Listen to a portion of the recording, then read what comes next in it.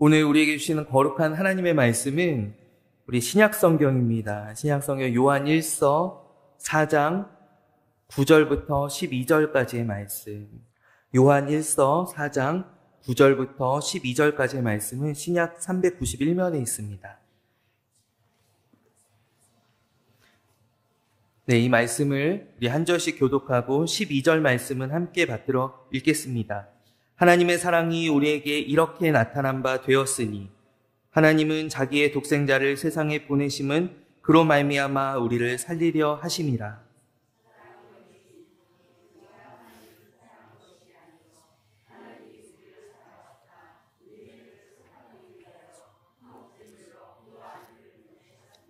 사랑하는 자들아, 하나님이 이같이 우리를 사랑하셨은즉 우리도 서로 사랑하는 것이 마땅하도다.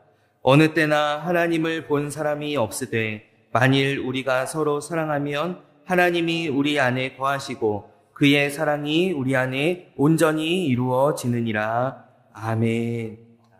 우리 지난주까지 예수님을 만난 사람들이라는 제목으로 우리 3주에 걸쳐서 이제 말씀을 나눴었죠. 우리 첫 번째가 병 나음과 함께 평안을 얻게 되었던 그 혈루병에 걸린 여인, 혈루병이 나은 여인을 우리가 만났었고요. 그리고 두 번째는 어부에서 목자로서 다시 한번 사명을 회복한 그 넘어졌던 자리에서 일어나게 된 그 낙심했던 베드로를 우리가 말씀 가운데 만나게 되었고요. 그리고 바로 지난주에는 그 박해자에서 이방인의 사도로서 부름받았던 그 사도 바울을 우리가 예수님을 만났던 사람 가운데 한 사람으로서 우리가 만나게 되었었습니다. 우리 사실 예수님을 만났던 그 수많은 사람들 가운데 이 빙산의 일각에도 못 미치지만 그러나 이들이 주님을 만남으로써 무엇을 얻게 되었고 또 어떻게 변화되게 되었는지 그리고 이러한 일들이 오늘날 우리의 삶 가운데에도 계속하여서 일어나고 있는 일이다라는 것을 우리가 알아야 하고 또 우리는 날마다 우리의 삶 가운데 예수님 만나기를 우리 사모해야 하는 줄로 믿습니다. 그렇다면 우리가 지난주까지 예수님을 만났던 사람들을 통하여서 이제 간접적이잖아요. 간접적으로 또 어렴풋이 예수님께 접근을 했었다면 오늘부터는 우리가 예수님은 도대체 어떠한 분이신가? 성경이 직접적으로 말씀하고 있는 이 예수님을 함께 알아가는 그런 시간이 되었으면 좋겠어요. 특별히 우리가 생각하고 기대하는 우리가 바라는 예수님의 모습이 아니라 말씀이 들려주시는 예수님의 모습이에요. 예수님께서 우리 잘 알고 있는 이야기가 있죠. 바로 가이사랴 빌립보에서 사람들이 나를 누구라 부르느냐라고 제자들에게 물으실 때 제자들의 대답이 이러하였습니다. 세례 요한이라고 하더이다. 엘리야라고 하더이다. 예레미야라고 하더이다. 이 사람들이 예수님을 칭하는 이 모습들 가운데는 사람들의 어떤 바램들이 투영되어 있는 거예요. 세례 요한이라고 하면 어떤 혁명가적인 그런 모습들을 예수님께 기대하고 있는 것이고요. 예수님이 엘리야다라고 하는 것은 어떤 우상들을 불태우는 저 바알의 선지자들과 맞서 싸웠었던 우리를 해방할 어떤 능력의 종, 정말 하나님의 놀라운 권능을 가지고 있는 그런 종의 모습을 바라고 있는 것 아니겠어요? 어떤 기대와 바램들을 가지고 예수님은 이러한 분이시다. 예수님은 세례 요한 같은 분이시다. 예수님은 엘리야와 같은 분이시다. 이렇게 이야기를 한다라는 것이죠. 오늘도 그렇다면 오늘도 우리가 예수님을 바라볼 때 예수님을 우리의 소원에 맞게 어떤 우리의 필요에 맞게 재단하는 것은 아닌가. 예수님은 우리의 치료자가 되심, 우리의 위로자가 되심, 가난한 자의 친구가 되십니다. 다 맞는 이야기입니다. 그러나 단편적인 말씀이다라는 것이죠. 여러분, 제가 부임한 지 얼마 안 됐지만 여러분들께서 보시는 저는 어떤 사람입니까? 잘생긴 사람입니까? 죄송해요. 커피를 좋아하는 사람입니까? 새 아이들의 아빠입니까? 저를 수식할 수 있는 많은 이야기들이 있고 다 맞는 이야기예요, 사실. 잘생겼다라는 거는 제가 조금만 맞는 것으로 하겠습니다. 다 맞는 이야기들이에요. 그러나 저의 어떤 정체성과 저의 존재와 사명을 가장 잘 설명해 줄 수 있는 단어는 무엇일까요? 목사라는 거 아니겠어요? 저는 목사입니다. 그러니까 예수님도요. 예수님에 대하여서 말씀하고 있는 수많은 수식어들이 있어요. 예수님 우리의 친구이십니다. 예수님 나의 위로자가 되십니다. 예수님은 늘 나를 품어주시며 나의 죄를 용서해 주시는 분이십니다. 다 맞는 이야기이지만 그러나 예수님에 대하여서 이 근본적인 이야기들을 놓친다면 우리는 예수님을 부분적으로만 알고 있게 된다라는 것이죠. 그렇다면 오늘부터 저는 하나님께서 허락하시면 이제 한 3주 내지는 4주에 걸쳐서 이제 예수님이 누구신가에 대하여서 말씀을 나누기를 원하는데 우리 첫 번째 오늘 나누는 말씀으로서 예수님은 어떠한 분이신가? 성경이 예수님을 어떤 분이라고 말씀하고 있는가? 오늘 성경의 말씀은 예수님께서는 화목제물로서 하나님으로부터 보내심을 받으셨다라고 말씀하고 있습니다. 예수님은 우리에게 화목제물로서 오신 분이시다라는 것이에요. 그렇다면 우리가 먼저 이 화목제라는 제사가 무엇인지 한번 살펴보아야 할 필요가 있을 것 같아요. 구약의 레위기에 보면은 하나님께서 우리에게 가르쳐주신 5가지의 제사가 있습니다.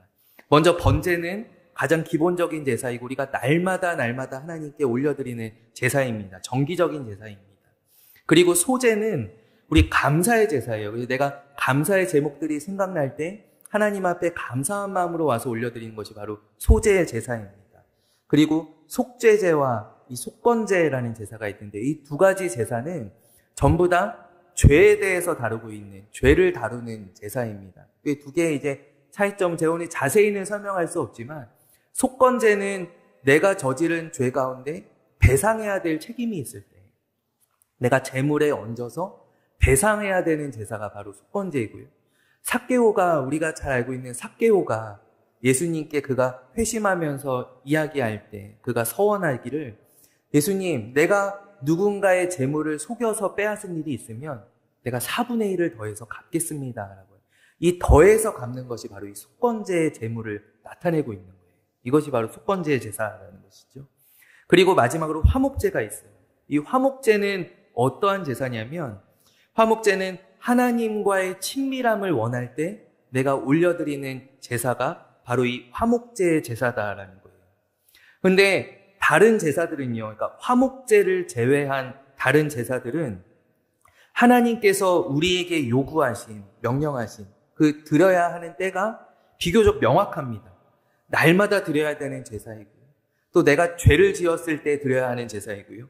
물론 감사의 제목들이 있을 때 이 감사의 제사는 자발적인 제사이기는 하지만은 그러나 우리 때마다 어떤 감사해야 되는 어떤 거리들이 있을 때 하나님 앞에 가지고 나와서 드리는 제사다라는 거예요. 하나님께서 우리에게 우리에게 이렇게 하라라고 말씀하신 제사다라는 것이죠. 그런데 화목제만큼은 어떻게 다르냐면 화목제는 우리가 요청하는 제사다. 하나님께서 우리에게 하나님께서 시키신 제사가 아니라 내가 하나님과의 어떤 관계를 개선하고 싶은 필요가 있을 때, 내가 하나님께 더 가까이 나아가고 싶을 때, 내가 하나님의 은혜를 힘입기 원할 때, 내가 하나님 앞에 요청해서 드리는 제사가 바로 이 화목제 제사다라는 거예요. 그래서 의미적으로 순수하게 자발적인 제사는 이 화목제의 제사다라는 것이죠. 비록 이제 화목제가 어떤 명절 때나 잔치로서 또 감사의 제사 등과 함께 많이 드려지기는 하였지만은 그러나 순수하게 의미적으로 내가 자발적으로 하나님 앞에 올려드리는 제사는 이 화목제가 유일하다라는 것입니다. 그렇다면 왜 예수님께서 번제물이나 소제물이나 어떤 속죄제물이 아니라 성경에서는 이 화목제물로 오셨음을 강조하는가?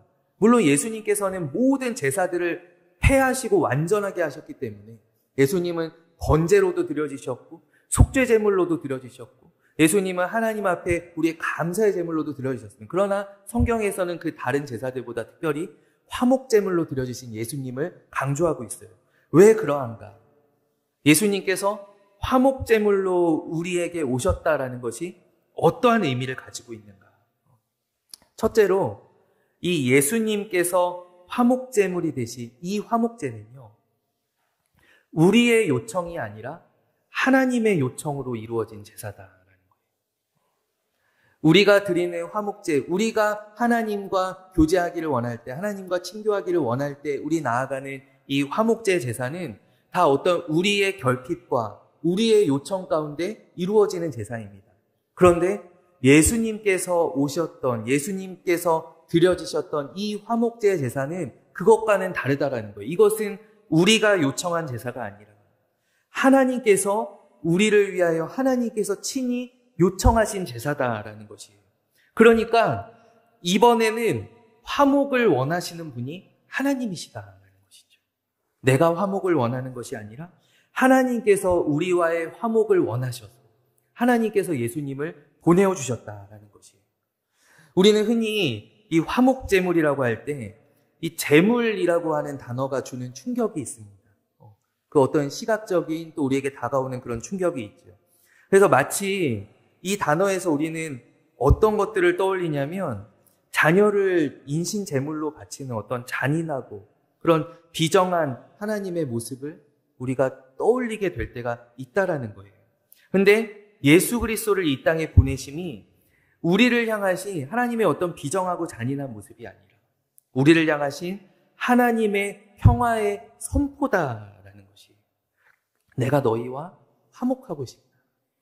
내가 너희와 화해하고 싶고 저 에덴 동산에서처럼 하나님께서는 저 에덴 동산의 첫 사람과 같이 우리와의 관계를 온전히 회복하시고 싶으시다라는 그 하나님의 바람이 예수님을 올려드린 이 화목제에 담겨 있다라는 것이죠. 그렇다면은 여러분 우리가 요청한 그것이 무슨 차이가 있습니까? 우리가 요청하든 아니면 하나님께서 요청하시든 우리 화목제는 하나님과 나 사이를 친밀하게 하는 그러니까 의미적으로는 다 똑같은 거 아닙니까? 누가 요청하는 것이 무슨 관계가 있습니까? 이런 생각들을 할 수 있잖아요. 하나님께서 화목제를 요청하심이 우리에게 어떠한 의미가 있는가? 그것은 한 번으로 완전하다는 것이. 한 번으로 완전하다. 왜냐하면 이 화목제를 요청하신 하나님은 변치 않으시는 분이시기 때문입니다. 우리는요, 화목제를 드려요. 만약에 우리가 이제 구약시대에 살고 있다고 생각을 해보세요. 그럼 내가, 어느 날 나를 돌아보니 내가 하나님으로부터 너무나 멀어진 것 같아요. 내가 하나님과의 어떤 관계를 조정할, 개선할 필요가 있을 것 같아요. 그래서 내가 하나님께, 우리가 정성껏 준비해서 이 화목제의 예배를 하나님께 올려드리자. 그리고 하나님 앞에 이제 정성껏 준비한 예물을 가지고 나아가서 화목제의 제사를 올려드렸어요. 그 다음에 우리는 어떻게 됩니까? 우리는 자연스럽게 점점 더 하나님과 또다시 멀어집니다. 하나님께로부터 등을 돌리게 됩니다. 세상의 것들에 귀를 기울이게 되고요. 세상의 것들을 바라보며 나아가게 됩니다. 누구나 예외가 없습니다. 우리의 본성 가운데 우리는 하나님으로부터 멀어지고자 하는 그런 본성이 우리 안에 있기 때문에 누구에게나 심어져 있기 때문에 우리의 힘으로 우리의 의지로 우리의 뜻으로 우리는 이 하나님을 향한 마음 화목제를 통하여서 얻은 이 화평을 영원히 유지할 수 있는 힘이 없어요. 왜냐하면 우리는 계속 변하기 때문이에요. 우리는 계속 하나님으로부터 등 돌리기 때문이에요. 돌아서기 때문이에요. 그렇기 때문에 우리는 다시 화목제 제사를 하나님 앞에 드려야 되죠. 시마다 때마다 우리가 또 멀어졌을 때 하나님 내가 다시 한번 주님 앞에 정성껏 예물을 준비합니다. 나의 화목제 제사를 받아주십시오. 나의 화목제 예배를 받아주십시오. 우리는 계속해서 하나님 앞에 화목제의 예배를 드려야 한다라는 것이죠. 그러나 우리와 화해하시기로 작정하신 그 하나님께서는 그 마음을 돌이키시는 법이 없으시다. 우리는 멀어질 수 있어요. 우리는 등 돌릴 수 있어요. 그러나 우리를 향하신 하나님의 사랑은 영원히 변하지 않는다라는 것이에요. 우리가 말라기 3장 말씀에 보면 나 여호와는 변하지 아니하나니 그러므로 야곱의 자손들아 너희가 소멸되지 아니하느니라. 우리 하나님은 이러한 하나님이세요. 하나님께서 뭐라고 말씀해요? 우리가 구약의 역사들을 쭉 보면은요. 계속하여서 하나님과 멀어지고 하나님으로부터 도망치려고 하는 그 이스라엘의 모습들 또 그 가운데 오늘을 살아가는 우리의 모습들을 발견하게 됩니다. 이스라엘이 계속하여서 하나님과 멀어집니다. 우상을 향하여 눈을 돌립니다. 그들이 출애굽한 순간부터요. 그들은 시시때때로 금송아지를 만들고 가나안 땅에 들어가서 가나안에서 섬기는 신들을 내가 바라보게 되고요. 그 신들을 또 섬기게 되고요. 그로 인하여서 심판받고 또 멸망당할 지경에까지 이르렀어도 그러나 그들은 그 마음을 돌이키는 법이 없어요. 하나님께 잠깐 돌아왔다가도 또다시 등 돌리게 되는 거예요. 우리가 주일 찬양 예배 때 나누는 사사기의 말씀이 바로 그러한 이스라엘의 역사를 보여주고 있지 않습니까? 하나님께서 구원하셔도 또 구원하셔도 또 등 돌리고 또 등 돌리고 또 등 돌리는 그 이스라엘의 모습을 우리가 보게 되잖아요. 그런데 하나님께서는 무엇이라고 말씀하시는가? 나 여호와는 변하지 아니하나니 그러므로 야곱의 자손들아 너희가 소멸되지 않으리라. 하나님께서 만약에 변하시는 하나님, 마음을 바꾸시는 하나님이었다면 이스라엘 자손들은 벌써 소멸되고도 남았을 거예요. 그들이 광야에서 금송아지를 만들었을 때 이스라엘이 소멸되었을지도 몰라요.